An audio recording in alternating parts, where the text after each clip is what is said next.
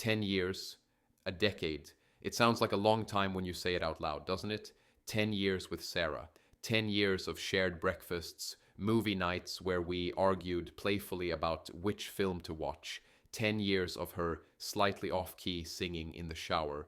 And 10 years of the way her eyes crinkled at the corners when she laughed at my terrible jokes. 10 years of building a life together, brick by brick, or so I thought. We had our routines, our little rituals. Saturday mornings at the farmer's market, arguing over whether to get the red or yellow peppers. Sunday afternoons spent trying, and often failing, to assemble some piece of flat pack furniture, usually ending up with a few extra screws and a slightly lopsided result. Vacations, of course, the obligatory trips to see her family, the occasional adventurous getaway. And then there were the plans, always plans, plans for the future, plans for the house we wanted to buy, plans for the kids we talked about having someday. But lately the plans felt distant, like blueprints left on a dusty shelf, never to be touched again. The laughter didn't come as easily. The conversations felt more like polite exchanges than genuine connection. The comfortable silence we once shared had become an uncomfortable void, a space filled with unspoken questions and a growing unease.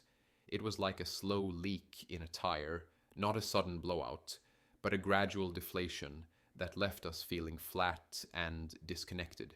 I tried to ignore it, to tell myself that every marriage goes through its phases, that this was just a temporary dip.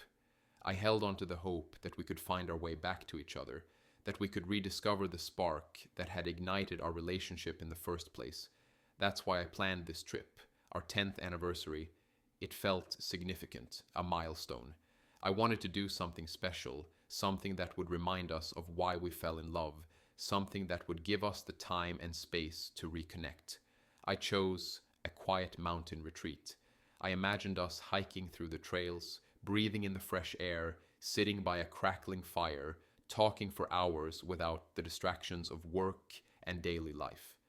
I envisioned us holding hands again, really holding hands, not just the perfunctory touch of habit. I wanted to see that spark in her eyes again, the one that made my heart race. I spent weeks planning the details. I researched the best trails, booked a cozy cabin with a view, even arranged for a special dinner at a local restaurant known for its romantic ambiance.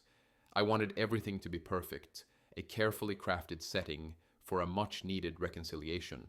I saw this trip as a lifeline, a chance to salvage what felt like it was slipping away, a chance to rewind and replay our love story. The drive there was telling. We talked, but the conversation felt strained, forced. Sarah seemed preoccupied, her gaze often drifting out the window, her responses brief and clipped. I tried to initiate deeper conversations, to talk about us, about our feelings, but she would deflect, changing the subject or offering vague reassurances that everything was fine. I told myself it was just pre-vacation stress, the anxiety of leaving work behind. I clung to that explanation, desperate to maintain some semblance of hope, but deep down, a small, persistent voice whispered that something was wrong, that this trip, this carefully orchestrated attempt at reconnection, might not be the magic cure I was hoping for. We finally arrived at the mountain retreat. The scenery was breathtaking, exactly as I had imagined. The cabin was rustic and charming, with a large stone fireplace and a balcony overlooking the valley. It should have been perfect. It should have been the setting for a romantic revival. But as I unpacked our bags, a sense of unease settled over me, a feeling that this beautiful place, this carefully planned escape, was about to become the backdrop for something I wasn't prepared for. The first full day. It should have been idyllic. We woke up to the sound of birdsong, the kind that's supposed to be soothing, but even that felt off-key. I made breakfast, hoping that a shared meal would ease the tension, but Sarah barely touched her food. She claimed she wasn't hungry, but her eyes kept darting around the cabin, like she was expecting someone or something. We had planned a hike. I had even printed out a map of the trails, highlighting the one with the best views. But Sarah seemed reluctant. She suggested staying in, reading a book, maybe taking a nap. It wasn't like her. Sarah was always the one pushing for adventure, for exploring every nook and cranny of a new place. This passivity, this sudden lack of enthusiasm, felt like another brick in the wall that was slowly building between us. Later, we went into town, a small, quaint place with local shops and cafes. We browsed through the stores, but Sarah's attention seemed divided. She'd pick up an item, examine it briefly, then put it down without any real interest.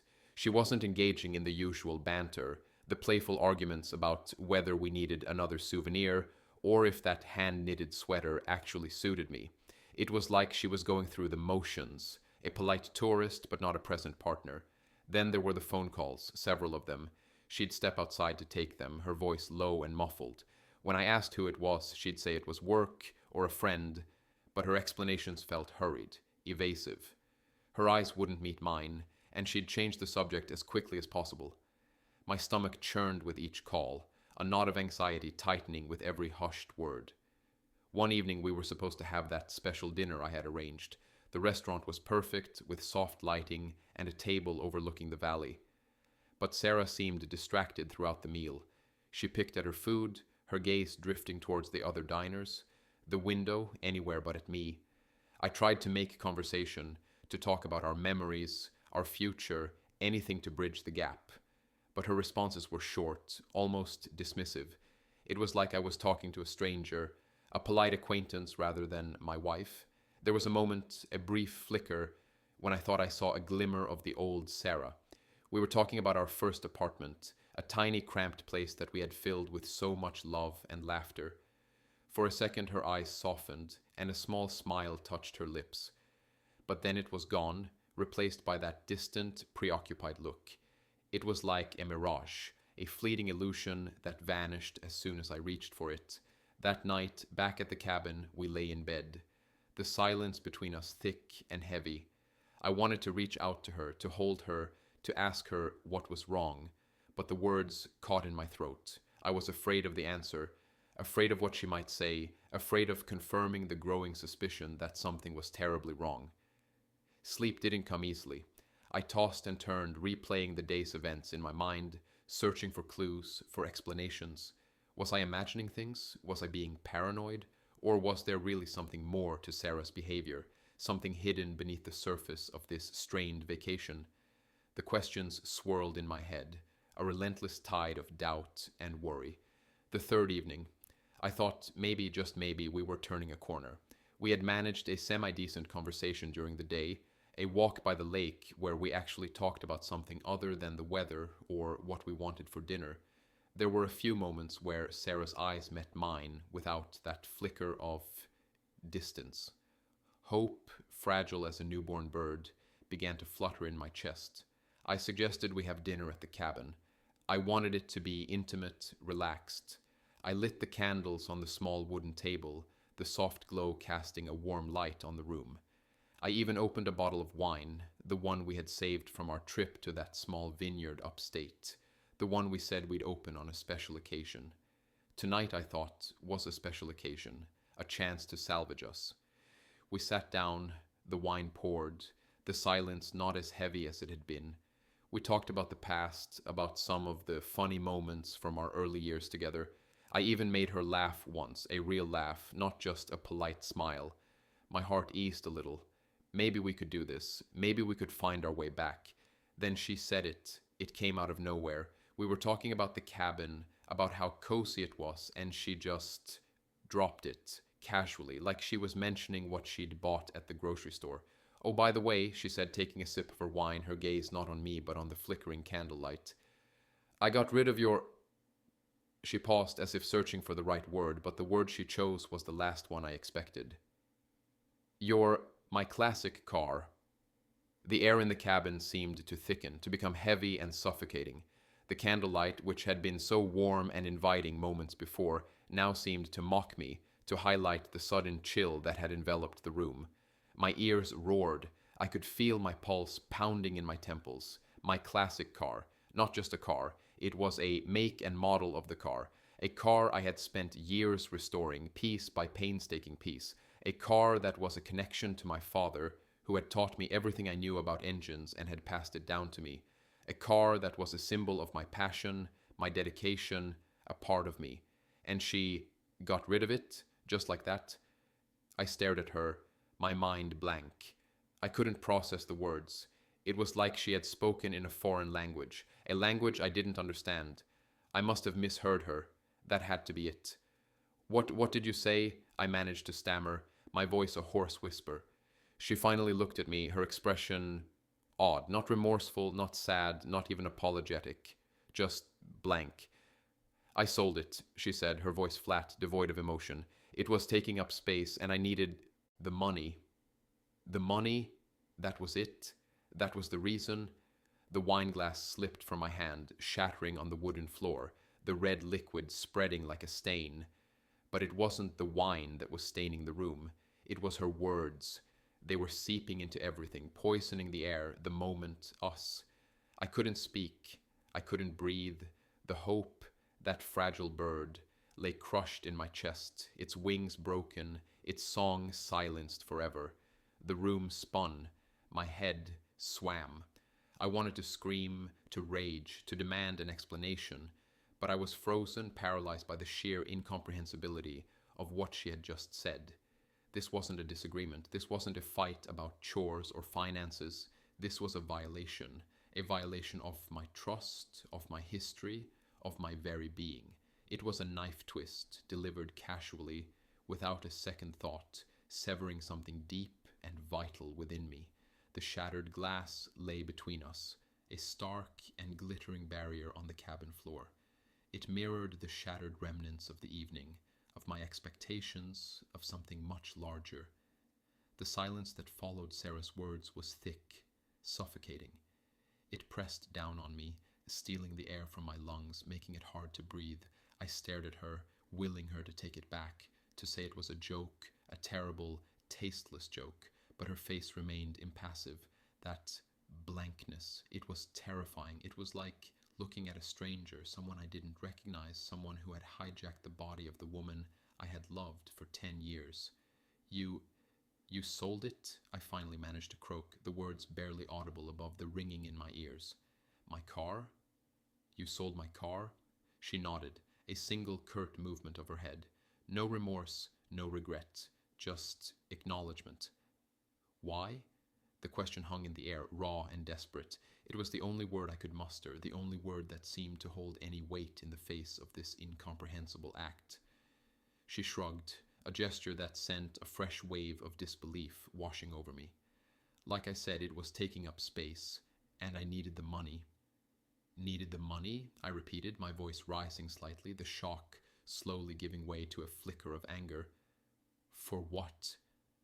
What could possibly be more important than something that meant so much to me? Something that was a part of my history, my identity? Her eyes flickered then, a brief flash of something I couldn't quite decipher. Irritation? Impatience? It's just a car, she said, her voice still flat, devoid of any real emotion. It's not the end of the world. Just a car? Those words hit me like a physical blow. It wasn't just a car. It was a symbol of my connection to my father, of my passion, of years of work and dedication. And she had dismissed it so casually, so callously, as if it were a piece of junk. I stood up, the chair scraping against the wooden floor, the sound echoing loudly in the small cabin. I needed to move, to do something, to release the pent-up energy that was threatening to explode inside me. I paced the room, my mind racing, trying to make sense of this. How could you do that? I asked, my voice louder now, the anger beginning to simmer beneath the surface. How could you make such a decision without even talking to me about it, without considering how I would feel? She finally looked at me, her gaze steady, almost defiant. I made a decision, she said. I'm an adult. I don't need your permission to sell something. Permission? It wasn't about permission. It was about respect, about consideration, about the basic decency of communicating with your partner before making a decision that would have such a significant impact on their life. I felt a coldness spreading through me, a chilling realization that the woman standing before me was not the woman I thought I knew. This wasn't a disagreement. This was a betrayal. a fundamental breach of trust that cut deeper than any argument we had ever had. I stared at her, speechless, the words I wanted to say caught in my throat. The questions swirled in my head, a chaotic jumble of confusion, anger, and a growing sense of dread. Who was this woman? What else was she capable of? And what did this mean for us, for our marriage, for the life we had built together? The night stretched on, an endless expanse of darkness mirroring the turmoil within me. Sleep remained a distant luxury, replaced by a relentless cycle of questions and replays. Her words echoed in my mind, each repetition chipping away at the foundation of everything I thought I knew. Forgiveness. The word flickered like a dying ember, offering a faint glimmer of a path forward. Could I possibly forgive such a blatant disregard for my feelings, for the history we shared? The rational part of me knew that forgiveness was often held up as the ideal, the mature response. But this felt different. This wasn't a forgotten anniversary or a careless remark. This was a deliberate act, a calculated decision that spoke volumes about Sarah's priorities, about her view of our relationship. Then there was the anger, a burning, righteous anger that threatened to consume me. It fueled a desire for retribution, for making her understand the depth of my pain. I imagined confronting her, laying bare the full extent of her betrayal, forcing her to acknowledge the consequences of her actions. But even in my anger, a small voice of reason whispered that such a confrontation might only lead to further destruction, to an irreparable fracturing of whatever remained between us. I replayed our years together, searching for clues, for signs that I might have missed. Were there other instances where she had acted selfishly, where she had disregarded my feelings?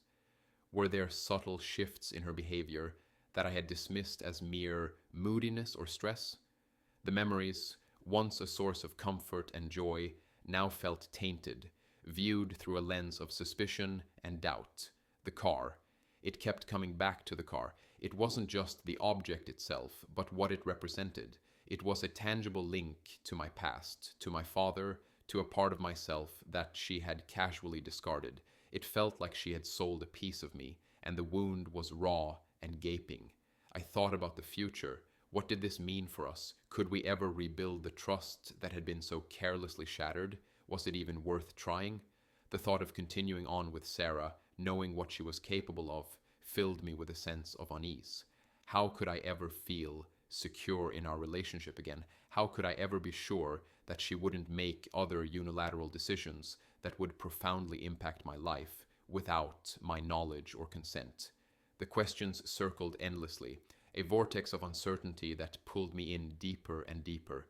I felt lost, adrift in a sea of conflicting emotions, with no clear direction, no solid ground to stand on. The woman I had loved, the woman I had built my life with, had become a stranger, and I was left to grapple with the wreckage of our shattered reality. The morning after, the cold light of dawn did little to dispel the darkness that had settled over me. Sleep had been a series of fitful, disturbing dreams, each one ending with the echo of Sarah's words. I woke up feeling numb, a strange detachment from the reality of what had happened, but beneath the numbness, a hard knot of resolve was beginning to form. I couldn't stay in that cabin, surrounded by the remnants of a shattered illusion. I needed to get away, to clear my head, to talk to someone who could offer a different perspective, someone who knew me, who knew us. There was only one person I could turn to, Rory. Rory had been my best friend since college. He had seen me through thick and thin, through bad breakups and career setbacks. He was the kind of friend who would tell you the truth, even when it hurt, but he would also be there to offer a shoulder to cry on and a beer to numb the pain. I needed his blunt honesty and unwavering support now more than ever. I called him, the phone ringing endlessly before he finally picked up, his voice groggy with sleep. I told him I needed to see him, that something had happened, something bad. He didn't ask questions, just told me he'd be at his apartment, waiting. The drive was a blur. I barely registered the scenery, my mind consumed by a whirlwind of thoughts and emotions. By the time I reached Rory's, I was a tightly wound spring, ready to snap. I spilled everything out, the words tumbling out of me in a rush of anger, disbelief, and hurt. I told him about the trip, about Sarah's strange behavior, and finally about the car. I watched his face as I spoke, the initial shock giving way to a grim understanding. He listened patiently without interrupting, letting me vent the full force of my emotions. When I finally ran out of steam, he didn't offer any platitudes or empty reassurances. He didn't tell me it would all be okay or that Sarah would come to her senses. Instead, he asked the hard questions.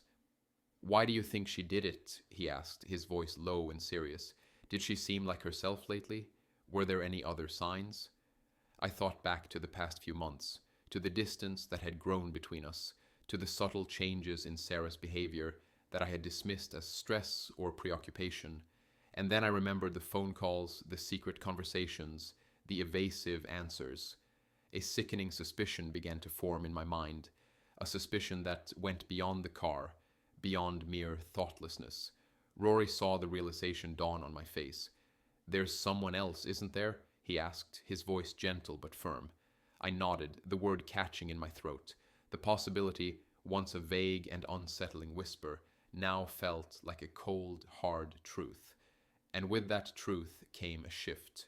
The raw anger and hurt began to solidify into something else, something more focused, more deliberate. "I need to find out," I said, my voice low and steady. "I need to know the truth, all of it." Rory nodded. "Okay," he said, "then that's what we'll do." Rory's apartment became our base of operations. It wasn't glamorous, a slightly cluttered space with mismatched furniture and the lingering smell of old coffee. But it was a safe haven, a place where I could try to piece together the shattered fragments of my life. We started with the car, the make and model. I had all the paperwork, the title, the service records, everything meticulously organized in a file. Rory suggested we start there with the bill of sale. If she sold it through a dealership, he said, there'll be a record. And if it was a private sale, well, that might be trickier, but there'll still be a trail. We spent hours online, scouring websites, checking databases, anything that might give us a lead. It felt surreal, like I was a character in a movie, a betrayed husband turned amateur detective. But this wasn't a movie. This was my life, my marriage, and the truth was the only thing that mattered now. The first dead end was frustrating, a reminder of how little I actually knew about Sarah's recent activities. Dealerships we contacted had no record of the sale. Private sales were harder to track, but we put out feelers, posting on online forums, hoping someone would recognize the car, would have seen it. Rory, ever the pragmatist, suggested we look at our finances. If she sold it for a significant amount of money, he pointed out, it's got to show up somewhere. Bank statements, credit card bills, something. That felt like an invasion of privacy, a further violation of the trust that Sarah had already so thoroughly destroyed. But I had to know. I had to understand the why behind her actions. Was it really just about the money? Or was there something more, something darker at play? The online banking portal was a rabbit hole. We waded through months of transactions, searching for any unusual activity, any large deposits that didn't fit our normal spending patterns.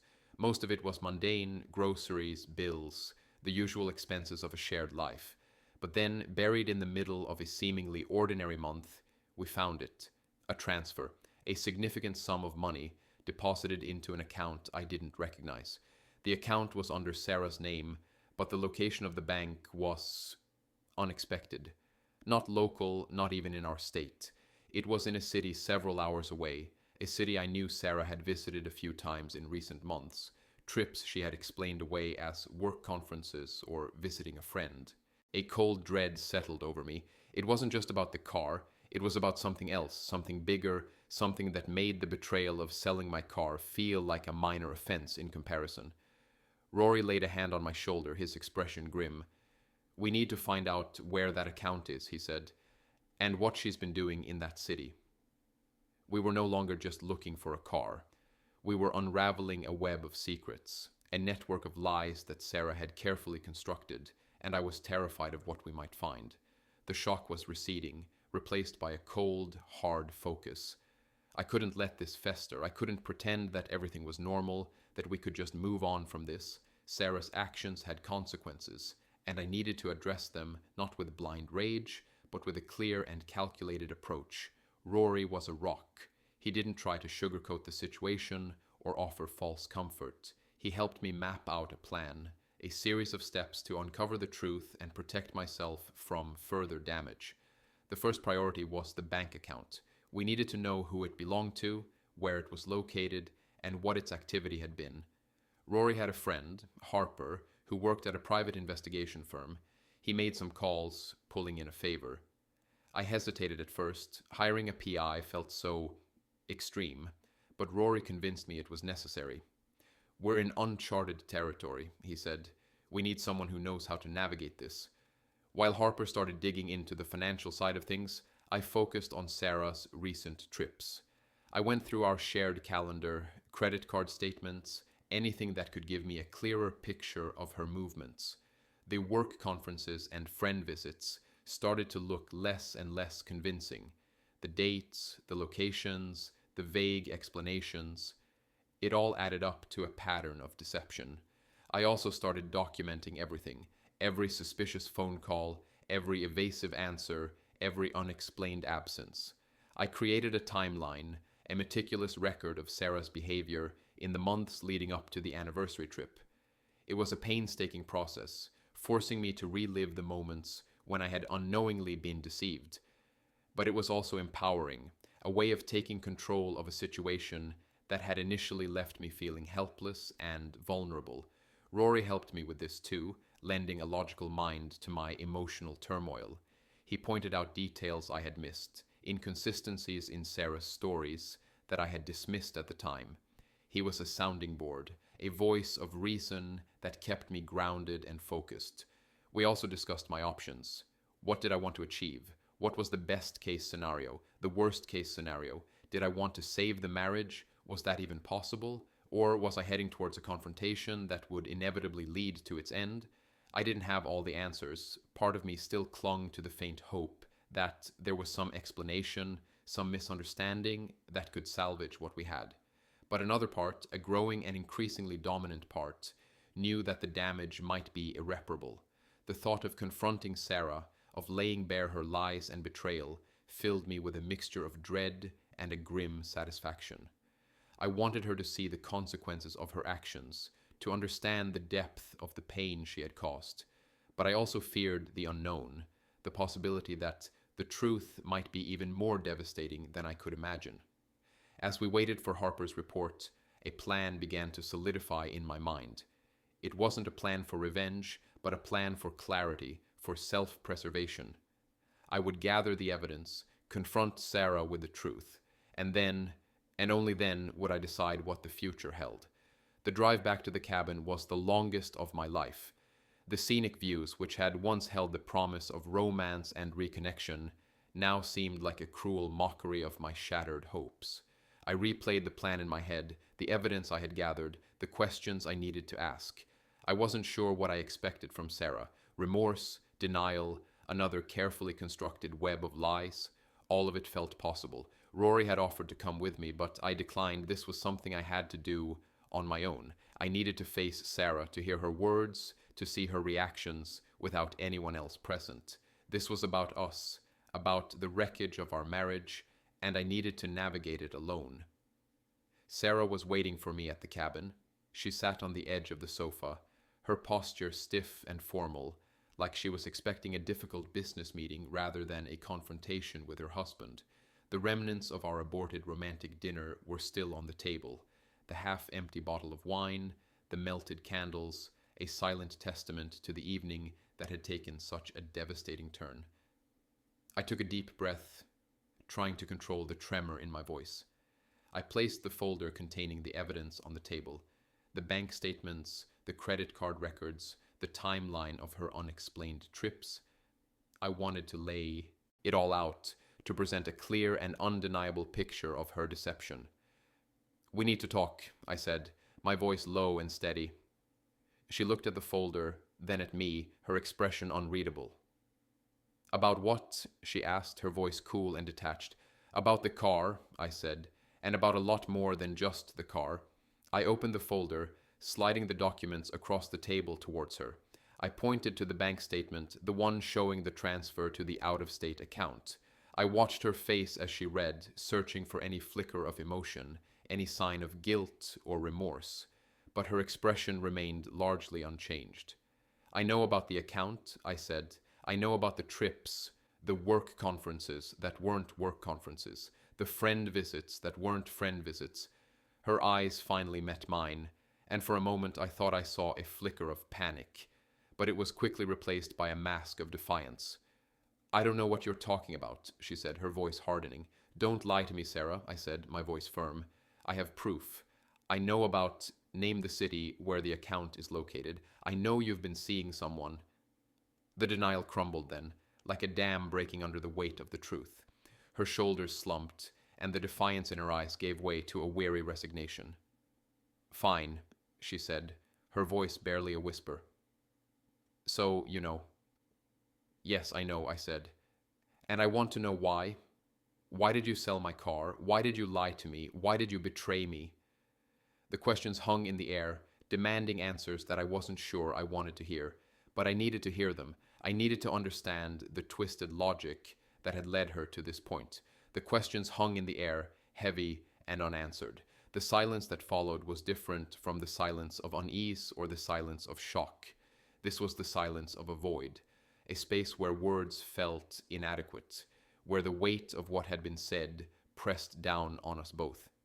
I looked at Sarah, really looked at her. The woman I had shared my life with, the woman I had loved, felt like a stranger.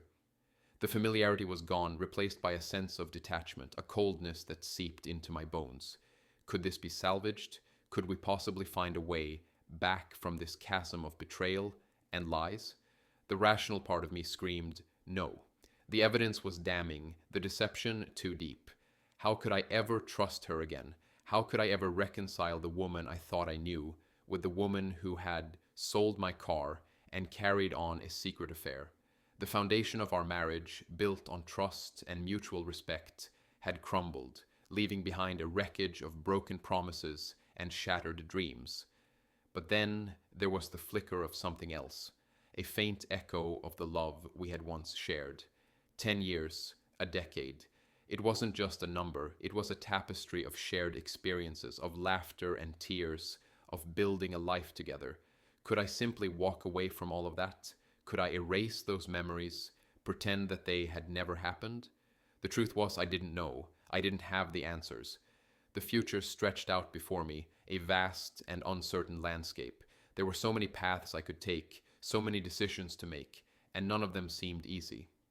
I could try to forgive Sarah, to embark on the long and arduous journey of rebuilding trust, but that would require her to be honest, to be truly remorseful, to be willing to do the work necessary to repair the damage she had caused. And even then, there was no guarantee that it would work, that we could ever recapture the intimacy and connection we had once shared, or I could walk away. I could end the marriage, sever the ties that bound us, and start over. It would be painful, a wrenching and difficult process, but it might also be the only way to find peace, to heal the wounds that Sarah had inflicted, and to create a future where I could feel safe and secure. The weight of those decisions pressed down on me, heavy and suffocating. I felt like I was standing at a crossroads with two paths diverging before me, each leading to a different and unknown destination, and I had no idea which path to choose. In the days and weeks that followed, the reality of what had happened began to sink in. The initial shock gave way to a profound sense of loss, a grief for the marriage I had lost, for the future I had imagined. I started to see echoes of similar stories everywhere. I remembered that time a colleague at work went through something similar. I had felt bad for him then, but I had moved on with my life. Now it was my life. I found myself thinking about those stories I used to read online, the ones people shared anonymously about infidelity and betrayal. I had always read them with a sense of detached curiosity, never imagining that I would one day become the protagonist of such a tale.